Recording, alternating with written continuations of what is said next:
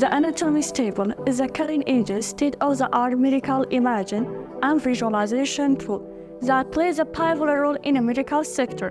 ئامێرەی دەبینی ناوی ئەناتۆمی ستێبڵە ئامێرێکی پێشکەوتوو داهێنەرانەیە کەوا هەموو ئاندام و کۆندامەکانی جەستەی مرۆڤ بە شێوازی 3D پیشان دەدات.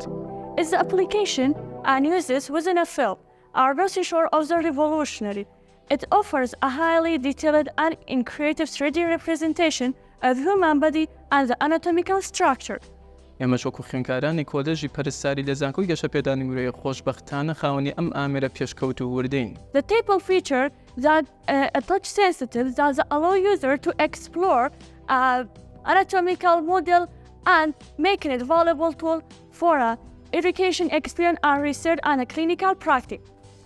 خوێندکاران لە لابی ئاناتۆمی دەرسی لەسەر دەخوێن و سوودی لێوەردەگرن لە ڕووی بینینی جەستەی مرۆڤ بە شێوازی سێلۆری، هەروەها تێگەشتن لە ئاناتۆمی جەستەی مرۆڤ، مامەڵەکردن لەگەڵ کەیسە پزیشکەکاندا لە دنیا ڕاستەقینەدا چونکە ئەم ئامێرە خاوەنی چەندین کەیسەکە خوێندکاران دەتوانن سوودی لێوەرگرن، وەشنگێکی بێمەترسی بۆ خوێندکاران داخڵکرێنێت بەبێ مامەڵەکردن لەگەڵ جەستەی مردوودا.